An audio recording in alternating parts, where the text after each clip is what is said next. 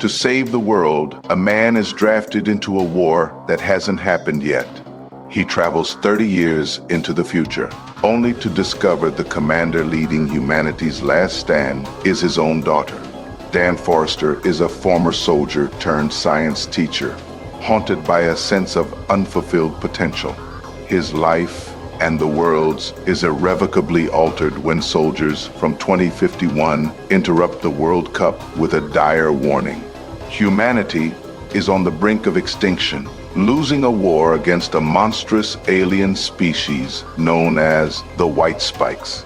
A global draft is initiated, pulling civilians from the past to fight in the future. Dan is drafted, and with the summons comes a chillingly specific prophecy. He dies in 7 years. The information is as terrifying as it is absolute, forced into service by an unremovable biotracker. Any attempt to escape means a loved one takes his place. Desperate, Dan seeks help from his estranged father, a paranoid anti-government veteran. The reunion is a bitter clash of old wounds and resentment.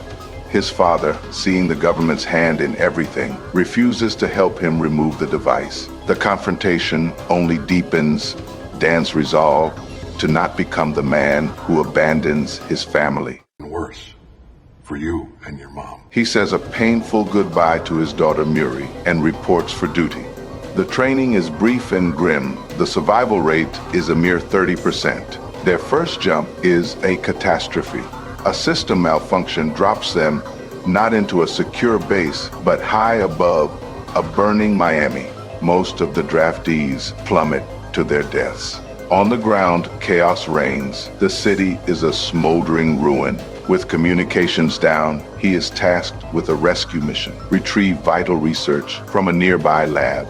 But it is too late. The lab is a tomb, the scientists already slaughtered. As the Whitespikes close in, Dan and the few survivors secure the research vials, just as a bombing run obliterates the city. They escape through a storm of fire and alien terror. Having proven his competence, Dan is taken to the command center in the Dominican Republic. There, he comes face. The reveal is a shock that rewrites his entire reality. The commander is his daughter, Muri, all grown up. She brought him here for a specific purpose. They have captured a rare female Whitespike. The existing toxin only kills the males. Muri, a brilliant scientist, needs to develop a new toxin to kill the female and end the war. As they work, as she reveals the devastating truth of her timeline. Dan, disillusioned with his life, abandoned her and her mother. He died alone in a car crash when she was just 16. Shattered. Dan now understands he isn't just fighting to save the world, he is fighting to change his own dark fate. Against all odds, they succeed, formulating a toxin that can kill the female. But as they do, the base is overrun by a colossal swarm of Whitespikes. In the frantic escape, Muri is mortally wounded. With her dying breaths, she entrusts the toxin to Dan. His mission is no longer to fight in the future, but to take the cure back to the past and prevent the war entirely. You need to make sure this never happens. She sacrifices herself, pushing him into the time jump as she is consumed by the horde. Dan returns to his own time, a hero with the cure, only to find the jump link has been destroyed. The future is gone. But the fight isn't over. With his wife and fellow survivor Charlie, they analyze a Whitespike claw Dan brought back. They make a startling discovery. Volcanic ash trapped in the claw doesn't match the Russian soil where the aliens first appeared. The ash dates back to a 10th century eruption. The shocking truth is revealed. The Whitespikes didn't arrive in 2048. They've been on Earth for over 1,000 years. They were never invaders. They were cargo, biological weapons on an alien ship that crashed and froze, only to thaw out due to climate change. Unable to convince a panicked world government, Dan knows what he must do. He recruits the only people he can trust, the few survivors of his squad and his estranged father.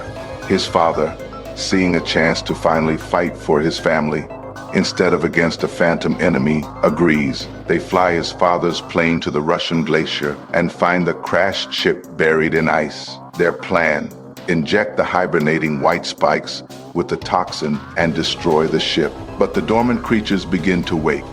A final, desperate battle ensues inside the alien vessel. They manage to kill most of them, but the Queen escapes.